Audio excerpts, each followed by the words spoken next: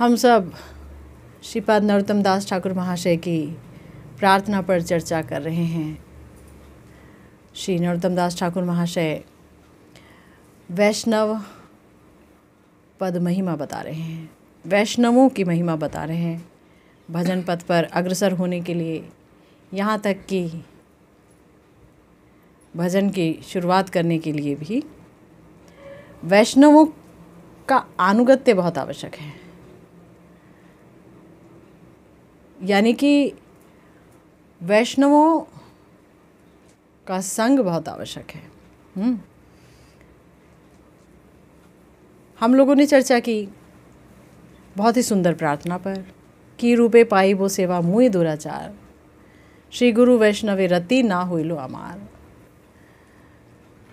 जहाँ श्री नरोत्तम दास ठाकुर महाशय बारंबार ये कहते हुए सुनाई देते हैं, ये कहते हुए नज़र आते हैं कि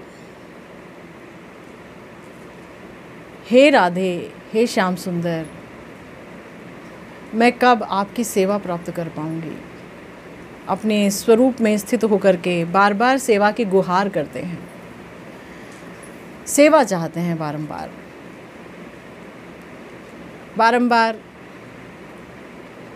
हम लोगों को ये बताते हैं अपनी प्रार्थनाओं के माध्यम से कि मनुष्य के लिए श्री राधा कृष्ण की सेवा को हासिल करना, प्रेममयी सेवा को हासिल करना, प्रेम से भर के उस सेवा को प्राप्त करना, ये सबसे ज़्यादा ज़रूरी है। यही हमारा पुरुषार्थ है ना। तो उस सेवा को प्राप्त करने की जो आवश्यकता है, जो शर्त है, जो ज़रूरी चीज़ है, वो है गुरु वैष्णवों में रति, पूर्ण रति। हमने बारंबार अपने प्यारे गुरुदेव को सुना, वो बोलते हैं पूर्णतम रति, पराभक्ति। जैसे भगवान में हमारी भक्ति है, वैसे ही अगर गुरु चरणों में हमारी भक्ति हो जाती है, महिमा में दोनों को हम एक करके समझते हैं, तो हमारी अग्रगति होती है, हम आगे बढ़ते हैं। इसीलिए हमारे नरोत्तम दास ठाकुर महाशय कह रहे हैं कि हम बारंबार ये कहते हैं कि हे प्रभु, आपकी सेवा मिल जाए, सेवा अभिलाष करें नरोत्तम दास, सेवा मिल जाए, सेवा मिल जाए। लेकिन खुद ही बताते हैं कि मैं तो अक्षम हूँ ये सेवा पाने में। मेरी गुरु चरणों में कोई रति नहीं है और वैष्णवों के चरणों में कोई रति नहीं है। और गुरु वैष्णवों के चरणों में रति होना बहुत आवश्यक है। ऐसा है नहीं कि नरोत्तम दास ठाकुर महाशय की गुरु चरणों में रति नहीं है। हम सुनते चले आ रहे हैं कि श्री लोकनाथ गोस्वामी जी के प्रति श्री नरोत्तम दास ठाकुर महाशय की रति बड़ी ही अनुपम रही है। अपने हर पदावली में श्री लोकनाथ गोस्वामी जी का वो नाम लेते आए हैं, बारंबार उनके चरणों में प्रार्थना करते आए हैं। बहुत ही अनुगत्य उनका रहा है। तो रति तो है पूरी, किंतु सेवा पाने की व्यग्रता, उसकी आकांक्षा इस हद तक है, प्रिय प्रियतम के चरणों की सेवा पाने की इतनी उत्कंठा है कि बारंबार लग रहा है कि ओहो, श्री गुरु और वैष्णवों में तो मेरी रति नहीं है, इसलिए कैसे सेवा मिलेगी मुझ दुराचारी को। अशेष माया ते मन मगन होई लो, वैष्णवे ते लेश मात्र रति न जन्मी लो। अशेष माया ते मन मगन होई लो। दुख का विषय ये है कि ये जो माया है ना भगवान की, जिसके बारे में हमने पिछली दफ़ा सुना कि इसकी दो वृत्ति हैं। एक है कि ये जीव के स्वरूप को आवृत कर देती है, ढक देती है, हम भूल जाते हैं, पता ही नहीं चलता कि हम भगवान के नित्य दास हैं। और दूसरी है विक्षेपिकात्मक, विपेक्ष, बहुत टंग ट्विस्टर है, विक्षेपिकात्मिका वृत्ति, विक्षेप कर देती है हमारी चित्त वृत्ति को। यानी कि कैसे विक्षिप्त हो जाती है हमारी चित्त वृत्ति? जो हमारा कोई नहीं लगता, कुछ नहीं लगता, जिससे हमारा कोई संबंध नहीं है आत्मिक, उसे हम सब कुछ मान के बैठते हैं। निज पुत्र परिजन, है ना, कलत्र सुत दारा, जो हमारे शास्त्र कहते हैं, इन्हें अपना मान लेते हैं, स्त्री पुत्र वगैरह वगैरह को। तो ये अशेष माया, और अगर कोई साधु गुरु के कृपा से उस माया से थोड़ा पार होने का प्रयास करता है, भजन में आता है, भजन करता है, तो हमारे प्यारे रघुनाथ दास गोस्वामी जी कह रहे हैं, श्री रघुनाथ दास गोस्वामी जी ने अपनी मनः शिक्षा में एक बहुत सुंदर श्लोक बोला कि देखो, अगर कोई भजन करने के लिए भी आता है और भजन में आगे बढ़ता है तो उसके भजन की खुशबू, सुगंध चारों तरफ फैलने लगती है ना। और तब बड़े डर की बात होती है क्योंकि प्रतिष्ठा आ जाती है। तो बोला हमारे श्री रघुनाथ दास गोस्वामी जी ने कि प्रतिष्ठा आशा दृष्टा स्वपच रमणी में हृदय नटेत, कथम साधु प्रेमा स्पृशति शुचि रेतनन्नु मनः, सदा त्वं सेवस्व प्रभु दैत सामंतमतुलं, यथा ताम निष्कास्य त्वरितमिह तम वेश्यति सह। हमारे श्रीपाद रघुनाथ दास गोस्वामी जी देखिए इस अशेष माया पर बोल रहे हैं। ये कैसी माया है? ये माया ऐसी है कि भजन में आने के बाद भी कोई और रूप धारण कर लेती है और पकड़ लेती है हमारे चित्त को, हमारे मन को। इसीलिए अपने मन को समझाते हैं श्रीपाद रघुनाथ दास गोस्वामी जी कि हे मन, प्रतिष्ठा लोभ इच्छा रूपी कुलटा चंडाल रमणी मेरे हृदय में नृत्य कर रही है। यानी प्रतिष्ठा पाने के लिए मैं अत्यंत लालायित हो रहा हूँ। अब रघुनाथ दास गोस्वामी जी को कहाँ प्रतिष्ठा छू सकती है भला? सारा कुछ छोड़ कर के आए, सारा संपद छोड़ कर के आए, पूरा प्रिया जी में डूबे हुए हैं, तो भी कह रहे हैं कि ये जो प्रतिष्ठा लोभ, प्रतिष्ठा को पाने की जो इच्छा है वो क्या है? वो मेरे हृदय में नाच रही है। वो है क्या? कुलटा चंडाल रमणी, अस्पृश्य, अस्पृश्य, जिसको छूना भी नहीं ठीक है, वो मेरे हृदय में आ गई तो मैं अत्यंत ललायित तो हो गया हूँ। पवित्र प्रेम मेरे हृदय को भला क्यों स्पर्श करेगा? पवित्र प्रेम मेरे हृदय को भला क्यों स्पर्श करेगा? इसलिए तुम भक्त रूपी अनुपम राजगणों की सेवा करो। भक्त क्या है? राजगण है। राजगण, असलियत राजगण तो वही है भाई। एक ही है जो पुरुषोत्तम है, वो है भगवान। और पुरुषोत्तम के जो कारिंदे हैं, जो उनके अपने जन हैं, वही हैं राजगण। भगवान ही है राजा और उनके गण हैं ये भक्त राजगण। तो जो राजगण है उनकी सेवा करो। यानी कि किन की सेवा करो? भक्तों की सेवा करो। श्री रघुनाथ दास गोस्वामी जी बोले भक्तों की सेवा करो मन। तब क्या होगा? वो लोग तुम्हारे हृदय से प्रतिष्ठा चंडालिनी को दूर करके सुनिर्मल प्रेम को प्रतिष्ठित करेंगे। सुनिर्मल प्रेम को, निर्मल ही नहीं, प्रिया प्रियतम के प्रति जीव का ये प्रेम है सुनिर्मल, उसे वो सुप्रतिष्ठित करेंगे। तो प्रतिष्ठा आना कोई बुरी बात नहीं है, वो तो आएगी ही, भक्तों का भी पीछा करती है प्रतिष्ठा। लेकिन प्रतिष्ठा को पाने की इच्छा अगर हमारे मन में आ जाए तो उसकी बड़ी ही निंदा की गई है। तो ये भी माया का एक बड़ा ही भयंकरतम स्वरूप है जो कि हमारे आचार्य हमको दिखाते हैं। तो हमने पिछली दफ़ा सुना, गुरुदेव ने कहा कि जो जीव है ना वो अशेष माया पर कैसे मग्न है? अशेष माया में वो अपने चिदानंद स्वरूप को भूल गया है। चित्कण है भगवान का, भगवान है सच्चिदानंदमय, पूर्णतम सच्चिदानंदमय विग्रह, उनके हम चित्कण हैं। अब चित्कण हैं तो चिदानंदमय हैं, आनंद तो है ही हमारे अंदर, लेकिन उसे हम भूल गए हैं। अब भूल गए हैं तो माया रचित देह और दैहिक में मैं और मेरा ये बुद्धि स्थापित हो गई है कि ये मैं हूँ और ये मेरा है। और संसार में ये जो हमारा चित्त है वो ऐसा लग गया है कि जैसे मानो ये संसार अपना है, इसका भोग कर रहे हैं अपना समझ करके। जीव भी अपना चिदानंद स्वरूप भूल करके माया रचित इस देह देहिक में मैं और मेरा बुद्धि स्थापित कर संसार क्लेश भोग रहे हैं। यानी संसार को क्लेश का नाम दिया है आचार्यों ने, हमारे प्यारे गुरुदेव ने, कि संसार और कुछ नहीं है, क्लेश का नाम है, दुख का ही नाम है। यहाँ सुख कुछ है नहीं, यहाँ मात्र दुख है। तो माया के इस मोहन प्रभाव से माया रचित वस्तुओं में जीव का मन मग्न है। कारण ये अशेष माया है, यानी जीव अपनी शक्ति से इसका ओर छोर नहीं पा सकता। भगवान मोहन है, मन मोहन है, लेकिन भगवान की रूप की, उनकी लीलाओं की, उनकी वेणु की, उनके प्रेम की जो मनमोहन माधुरी है वो भक्तों के हृदय पर असर करती है। अगर किसी के अंदर भजन भक्ति नहीं है, चित्त सुनिर्मल नहीं हुआ, तो वहाँ वो असर नहीं करती है, अनदेखा कर देता है जीव। तो वहाँ मगर फिर भी मोहन की शक्ति तो असर करती है। ये माया मोहन की बड़ी ज़बरदस्त शक्ति है। ऐसा फंसता है इसमें मन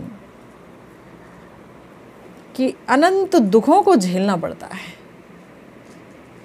रोज़ ही झेलते हैं और फिर लगता है नहीं कल बेहतर होगा, अभी बेटर हो जाएगा, अब शायद अच्छा हो जाएगा। आशा जो है दामन ही नहीं छोड़ती है, या कहिए कि हम ही आशा का दामन नहीं छोड़ते हैं। तो ये अशेष माया है, जीव अपनी शक्ति से इसका ओर छोर नहीं पा सकता। इसीलिए भगवान ने कहा दैवी ये शा गुणमयी मम माया दुरतया मामेव ये प्रपद्यन्ते माया में ताम तरंती ते। कि भाई ये जो 3 गुणों में जब तक कोई व्यक्ति रहेगा तब तक वो माया के अंडर में है, चाहे वो सतोगुण में क्यों ना रहे, है ना। सतोगुण में रहेगा तो भी माया में है, रज और तमो में तो है ही। और अगर 3 गुणों से युक्त हम रहेंगे सदा सर्वदा, तो कैसे वो सच्चिदानंदमय भगवान और उनकी सच्चिदानंदमय लीलाएं इस हृदय में प्रवेश करेंगी, कैसे छुएंगी। 3 गुणों से युक्त हैं, है ना। और किसी भी 3 गुणों से युक्त व्यक्ति से हम अपना सानिध्य रखेंगे तो हम उसी रंग में रंग जाएंगे, रंजित होते चले जाएंगे। तो ठाकुर जी की तरफ मुड़ना तो असंभव है, प्रिया प्रियतम की तरफ मुड़ना असंभव है। तो इसीलिए भगवान ने कहा कि कोई कर नहीं सकता है, क्योंकि मेरी ना जीव मोहनी माया है, इसका काम ही जीव को मोहना है।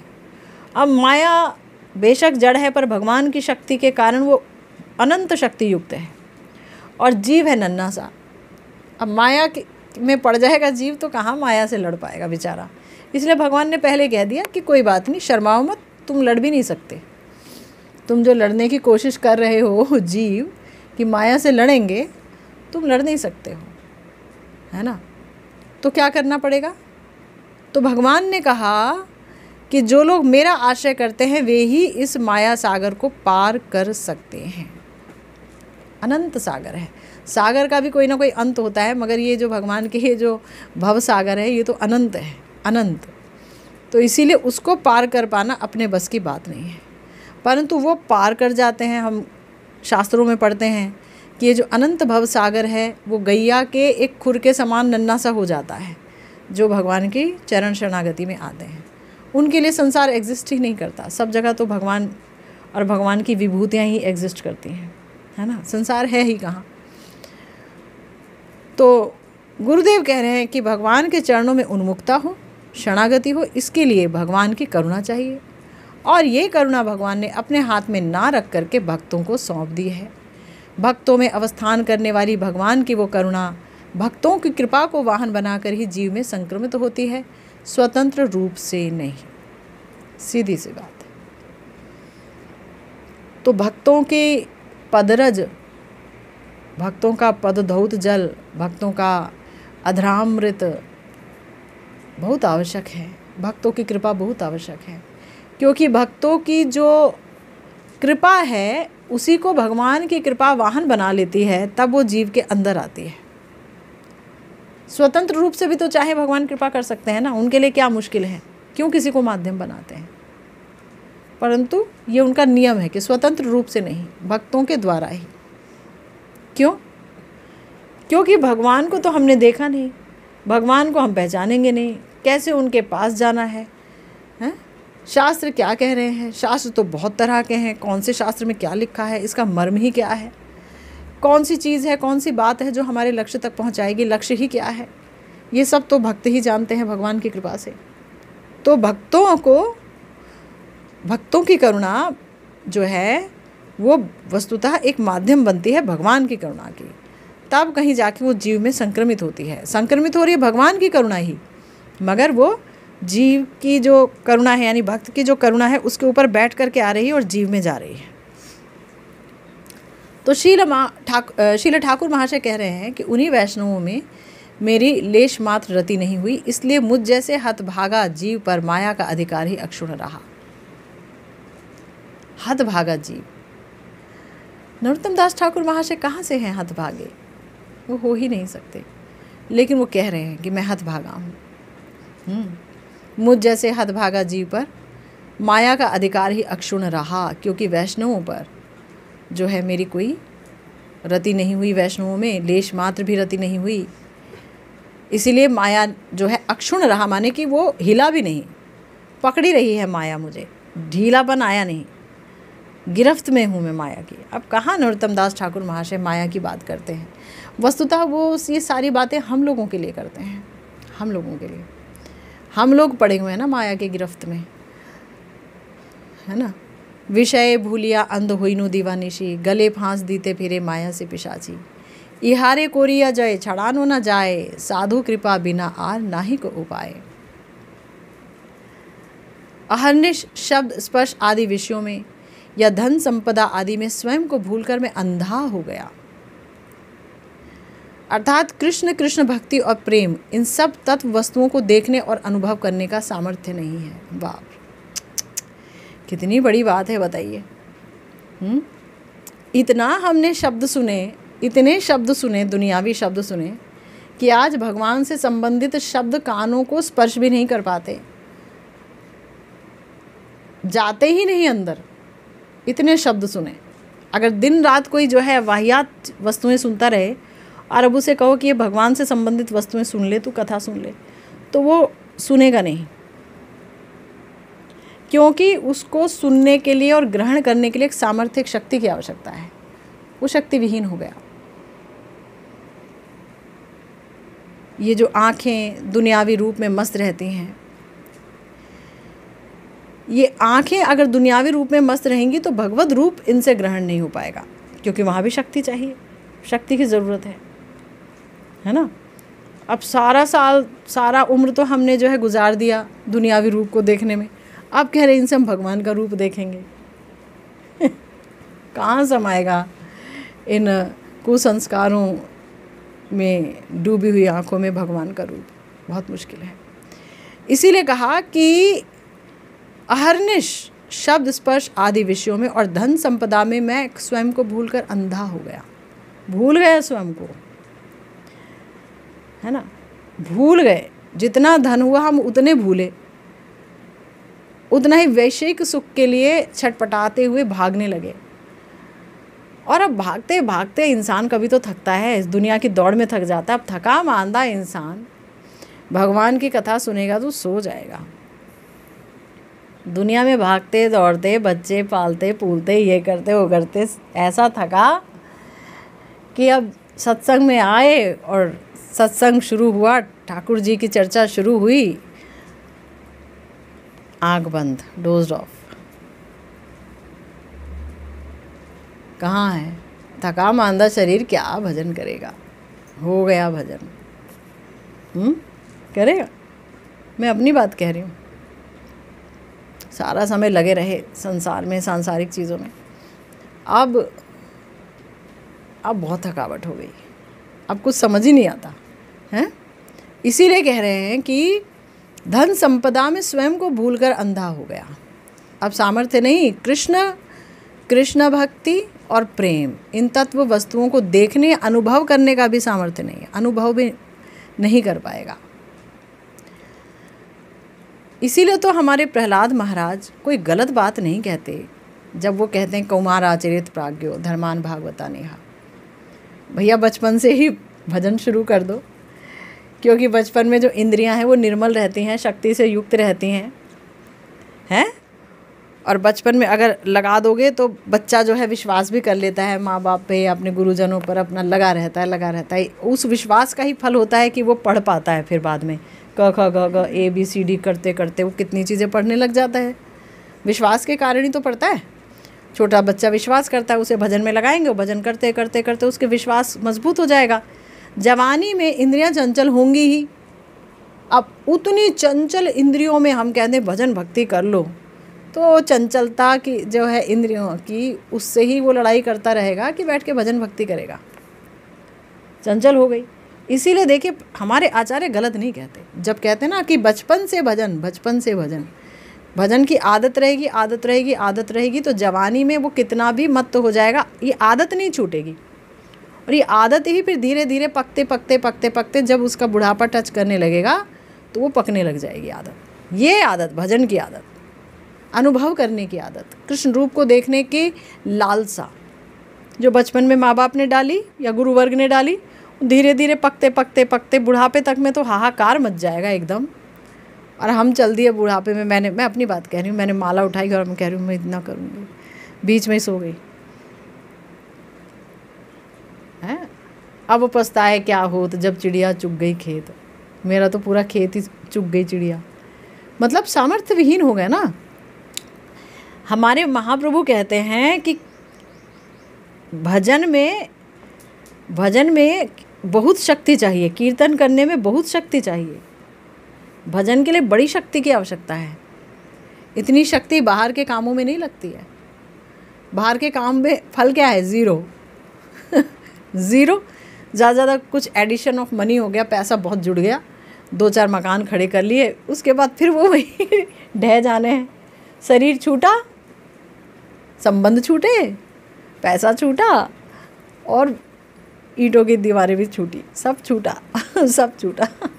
पाया क्या? 60 साल भाग भाग के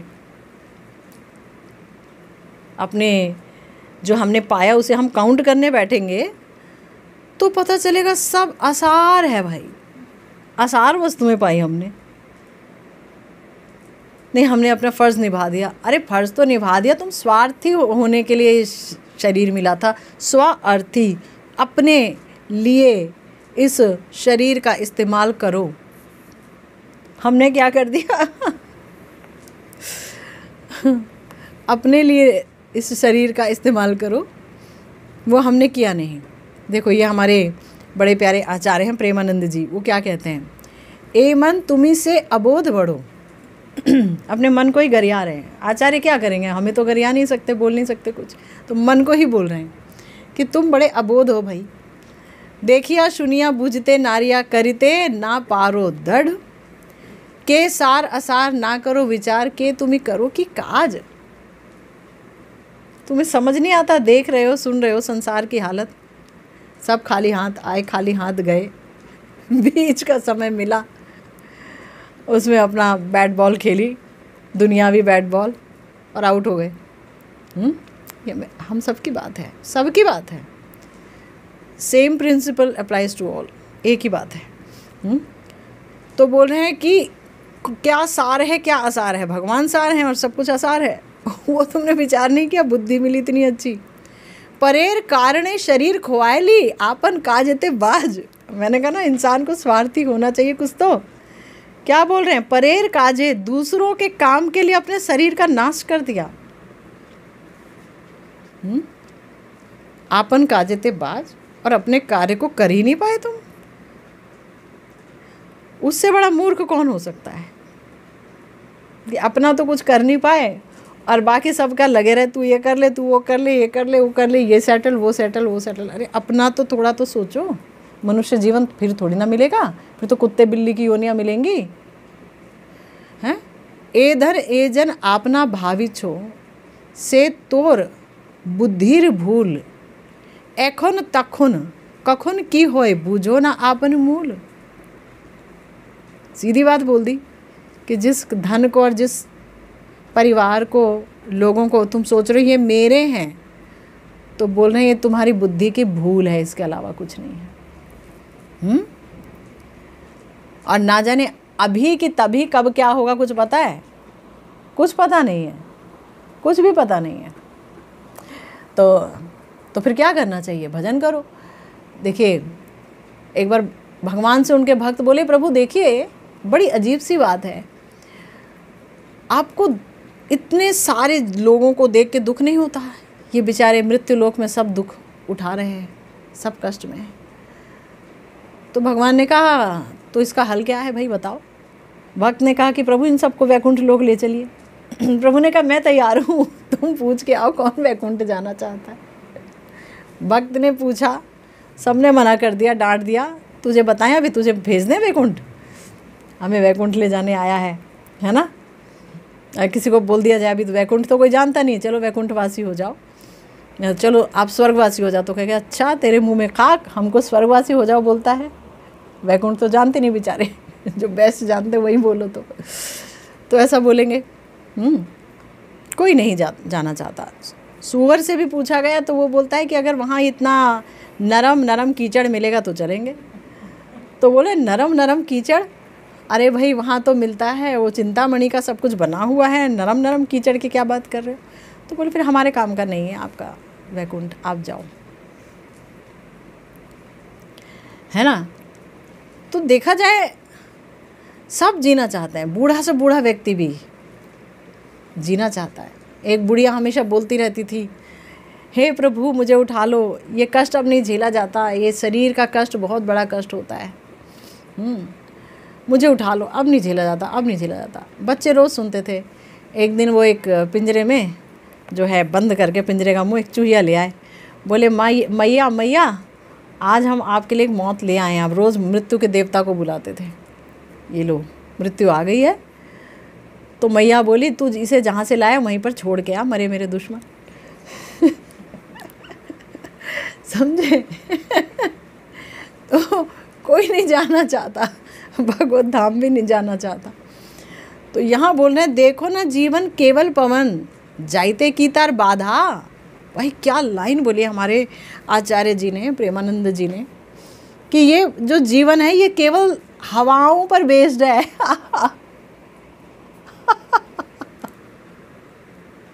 ओहो क्या गहरी बात बोल दी। सांस पर ही तो बंधा हुआ है जीवन। हाँ जी, 10 मिनट सांस ना आए, 10 मिनट ज़्यादा है क्या? 5 मिनट तो भी गया। ये बोल रहे हैं, हम नहीं बोल रहे हैं, प्रेमानंद जी बोल रहे हैं। देखो ना जीवन केवल पवन, जाइते की तार बाधा। देखो अशेष माया ते मन मगन हो लो, कि जीवन सिर्फ हवा है, हवाओं पर टिका है। कैसे जीव भाग रहा होता है घर छोड़ छोड़ के, वहाँ ऑक्सीजन अच्छी नहीं है, पॉल्यूशन हो गया है, हवा नहीं मिल रही। अरे हवा से क्या मतलब है? पैसा तो मिल रहा है ना ढेर सारा, तो पैसा कमा। हवा क्या करता है? मतलब हवा नहीं मिल रही अच्छी हवा। गांव में चला जाओ वहाँ पैसा नहीं मिल रहा, वहाँ हवा है तो वहाँ पैसा नहीं है, और जहाँ पैसा है वहाँ हवा नहीं है। तो उसे बोल रहे वो तो कभी भी जा सकता है जीवन जो सिर्फ हवाओं पर टिका है, ऑक्सीजन पर टिका है। किसेर कारणे एतेक आरती खटिया मरीचो गाधा। अरे किसके कारण तुम इतना मेहनत कर रहे हो, इतनी आरती उत्कंठा रोवन धुआं मचा रखा है, खट रहे हो दिन से लेकर रात तक, गधे की तरह मर रहे हो। गधे की तरह खटने के लिए तो जीवन नहीं मिला ना, ये तो भजन के लिए मिला है।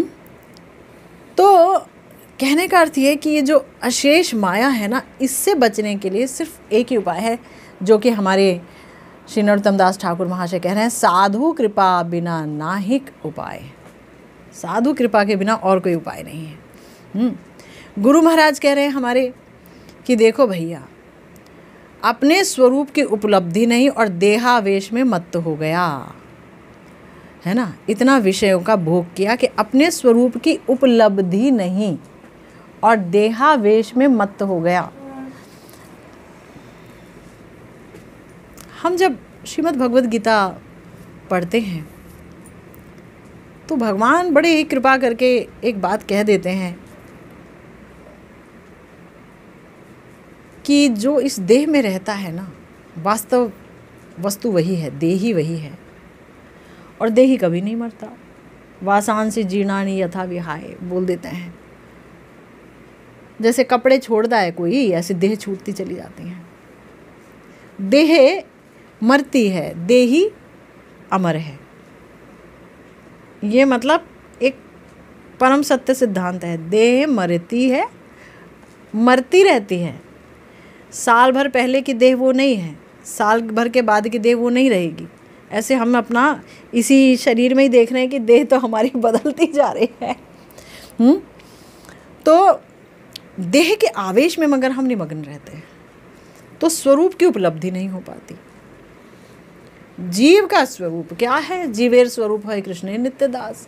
और हमारे प्यारे गुरुदेव ने कृपा करके बोल दिया, तुम्हारा स्वरूप है कि तुम प्रिया जी की दासी अनुदासी हो। और बता भी दिया है, परंतु स्वरूप की उपलब्धि करने के लिए साधन करना पड़ता है। इस जगत में भी मायावी धन को पाने के लिए साधन करना पड़ता है। चाहे कोई चोरी से पाए तो भी चोरी वाला साधन करेगा, बेईमानी से पाए तो बेईमानी वाला साधन करेगा, बढ़िया नौकरी पाए तो नौकरी के लिए साधन करेगा, खटेगा। उसके बाद फिर नौकरी लग जाएगी तो वहाँ खटेगा दिन रात, ये झेलो वो झेलो। तो यहाँ का भी पाने के लिए जब साधन करना पड़ता है तो स्वरूप को पाने के लिए, यानी उसकी उपलब्धि करने के लिए, अपने आप को अपने चित्त में बात अच्छी तरह से बिठाने के लिए कि मैं हाँ वही हूँ, भजन करना पड़ता है ना, भजन करना पड़ता है। तो क्या बोला गया कि अपने स्वरूप की उपलब्धि नहीं, देहावेश में मत हो गया। फलस्वरूप माया पिशाचनी नाना प्रकार के छल कर गले में फांसी लगाकर हत्या करने के लिए चारों ओर घूम रही है। थोड़ा सा सुयोग पाते ही निधन कर देगी। माया पिशाचनी घूम रही है, थोड़ा सा सुयोग पाते ही आत्मा की हत्या, निधन कर देगी। आत्मा की हत्या ही हत्या होती है ना, आत्मा गई तो सब गया। मतलब अपने आत्मस्वरूप की उपलब्धि नहीं हुई कि मैं कौन हूँ, और भगवान से प्रेम नहीं हुआ तो सब बेकार है ना। देखिए हमारे यहाँ बार बार हमारे आचार्य कह रहे हैं कि श्री वैष्णवों और गुरुवर्ग के प्रति अगर प्रेम नहीं रहा या उनका अनादर कर दिया या वैष्णव अपराध कर दिया तो बहुत बुरी हालत होगी। हम जो है ये सुने, मैंने ये सुना, ये पढ़ा कि जो प्रहलाद महाराज थे ना, वो भगवान के बड़े प्यारे भक्त थे और स्मरण के आचार्य, स्मरणांग भजन के आचार्य है ना। वो सदा अपने स्वरूप में ही अवस्थित रहते थे कि मैं भगवान का दास हूँ, शांत भाव के भक्त हैं, भगवान को मान रहे हैं, प्यार कर रहे हैं अपने भाव में। दास्य भाव नहीं था उनका, लेकिन दास्य भाव तो शांत भाव में भी रहता ही है। दास्य भाव तो कहीं से जाता नहीं है ना, हर जगह दास्य जो है नींव है। तो इतना प्रेम करते थे कि उन्हें जब राजपाट भी मिल गया, भगवान ने कहा नहीं आप राजपाट चलाओ, हिरण्यकशिपु चले गए, अब आप ही चलाओ सब कुछ। चलाने लग गए, खूब भजन कर रहे हैं, खूब भजन कर रहे हैं, खूब भजन कर रहे हैं। एक दिन भजन करते करते जब वो ठाकुर जी की सेवा कर रहे हैं तो 4 कुमार आए उनसे मिलने, सनकादिक। अब 4 कुमार जब उनसे मिलने आए तो भगवान की सेवा में इतने व्यस्त थे, उन्होंने कहला दिया कि मैं भगवान की सेवा में व्यस्त हूँ, फिर मिलेंगे। वो चले गए,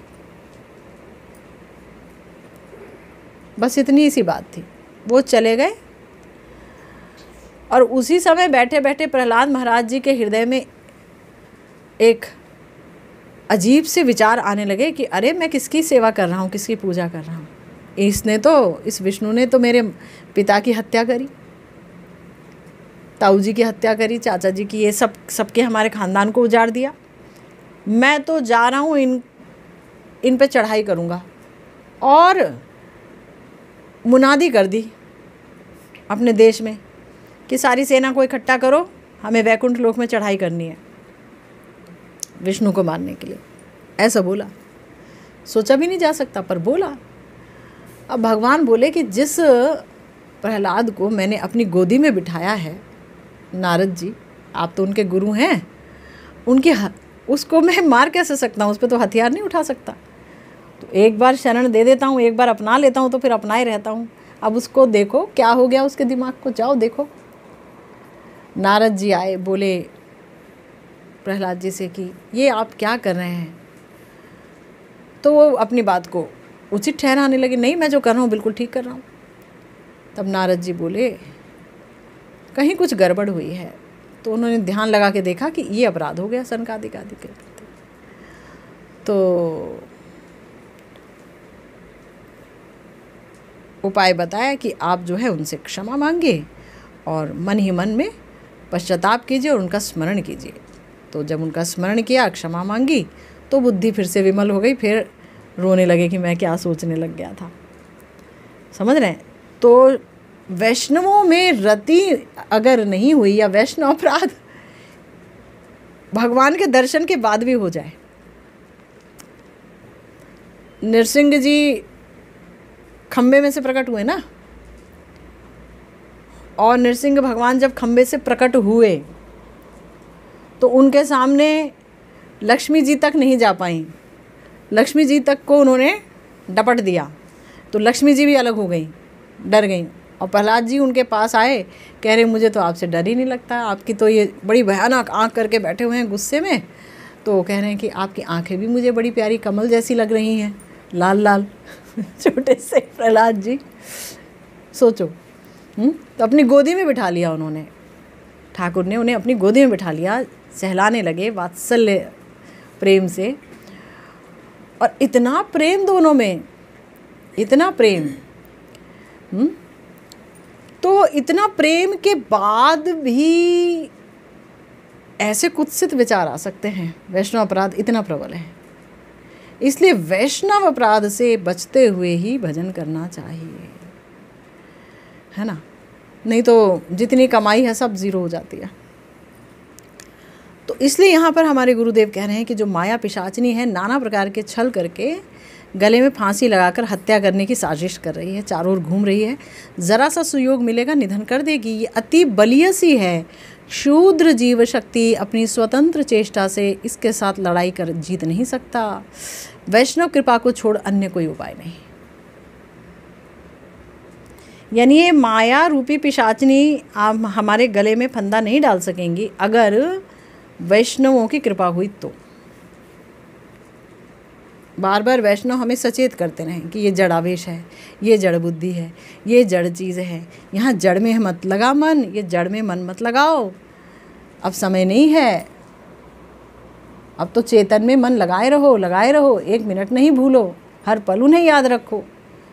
अनन्य चिंतयन्तो माम ये जना परिउपासते, है ना। अनन्य भाव से उनका चिंतन करो, नित्य करो, हर पल करो, हर क्षण करो, है ना, तो फिर बात बनेगी। इसीलिए बोला कि माया जो है ये पिशाचनी क्यों है, क्योंकि जिस पर पिशाच आता है वो व्यक्ति पिशाचाविष्ट हो जाता है। वो पिशाच की ही बात बोलता है, उसी के अनुरूप आचरण करता है। जीव माया पिशाचनी द्वारा आविष्ट होकर माइक देह दैहिक आदि में प्रबल आवेश होने के कारण अपना चिदानंदमय स्वरूप भूल जाता है। देह के सुख में सुखी और दुख में दुखी होकर संसार के कष्ट भोगता हुआ घूमता रहता है। ऐसे पिशाचनी है। मैं शरीर को समझ लेता है और शरीर वाले बाय प्रोडक्ट्स को मेरा समझ लेता है। जो शरीर से उत्पन्न है, शरीर के साथ उन्हें कहता है ये मेरे हैं, है ना।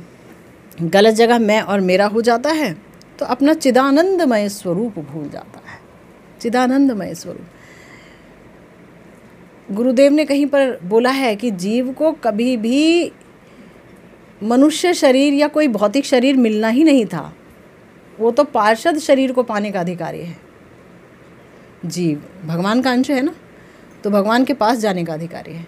मिलना नहीं था, गलती से मिल गया, आवेश गलत जगह चला गया, आंखें गलत जगह रूप ढूंढ रही हैं, नाक गलत जगह जाके सूंघ रही है, कान गलत शब्दों को सुन रहे हैं। तो गलत गलत होते होते फिर सही कब होगा, गलत ही होता चला गया, है ना। तो देह के सुख में सुखी और दुख में दुखी होकर संसार यंत्रणा भोगता है। साधु महात्मा ही इस पिशाचनी से मुक्ति दिलाने वाले वैद्य हैं। उनके उपदेश मंत्रों से माया पिशाचनी भाग जाती है। जब वो उपदेश देते हैं, मंत्र देते हैं, तो माया पिशाचिनी भाग जाती है। इंसान के हाथ में माला आ जाती है, हरि नाम करता रहता है, करता रहता है, करता रहता है। हरि नाम तो उद्धार कर ही देते हैं।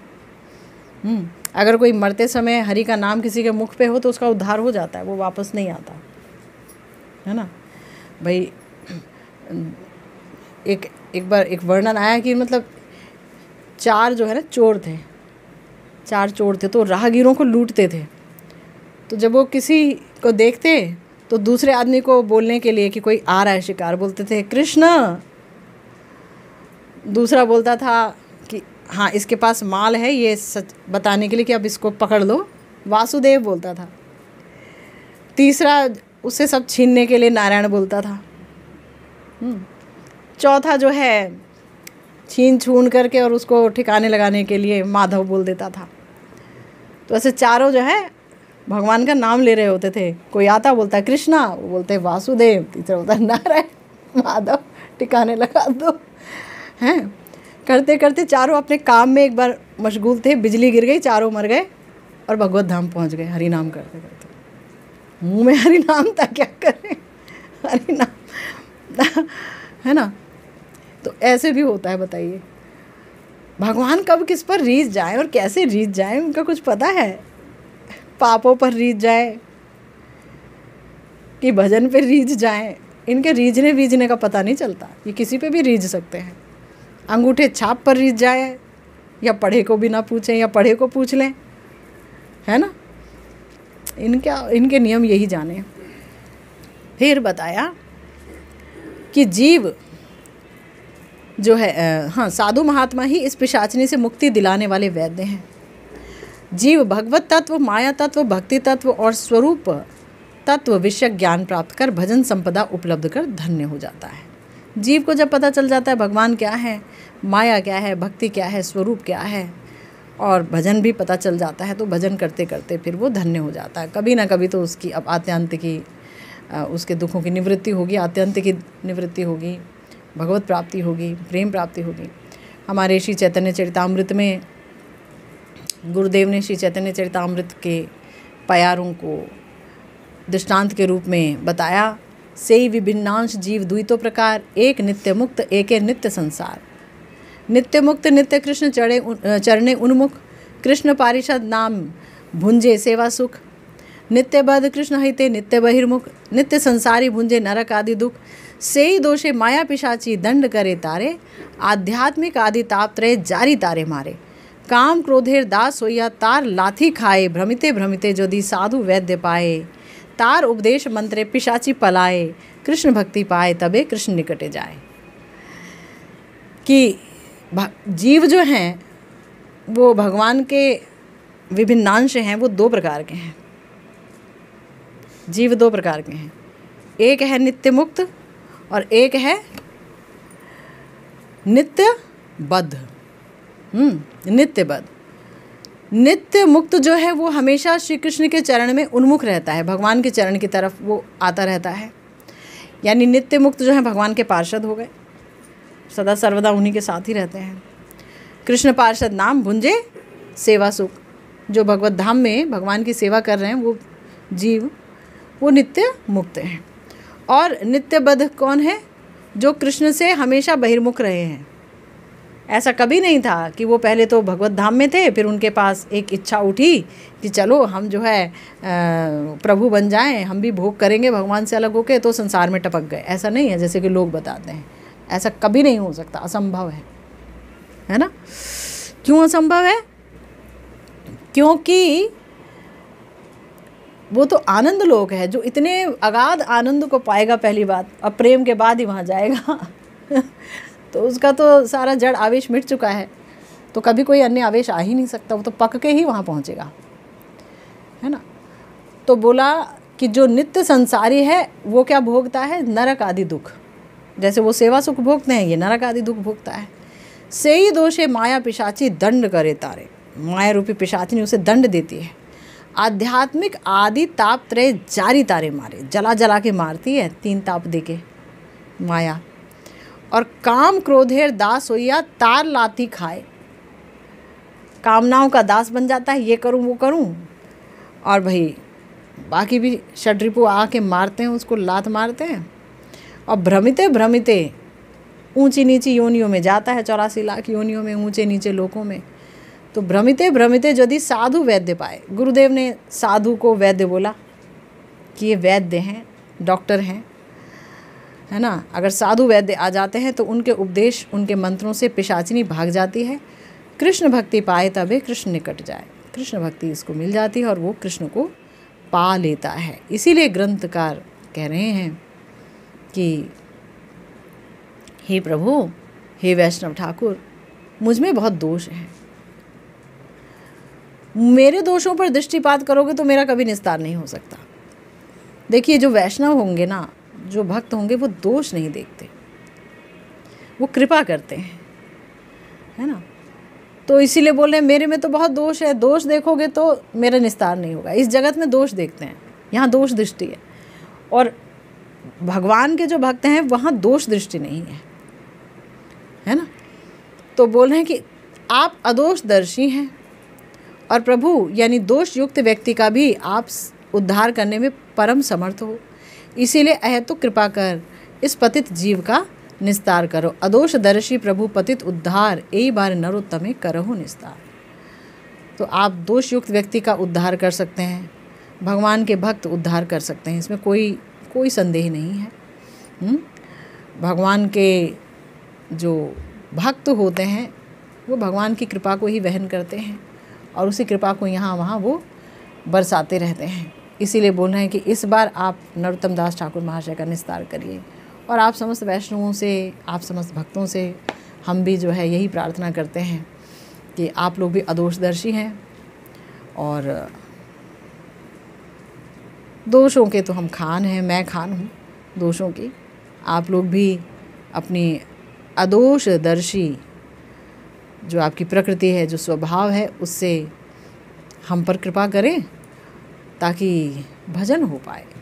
भजन नहीं होता, उम्र निकलती जा रही है तो बड़ा कष्ट होता है, तो भजन हो पाए, भगवान को सुख दे पाऊँ, बस यही एक छोटी अभिलाषा है। तो ये थी आज की चर्चा हम सब के लिए, और इसी के साथ भागवती चर्चा आज की जो है यहीं विश्राम लेती है। श्रीमन महाप्रभु की कृपा होगी तो दोबारा हम मिलेंगे और फिर से एक नई प्रार्थना, उसका रस आस्वादन करेंगे।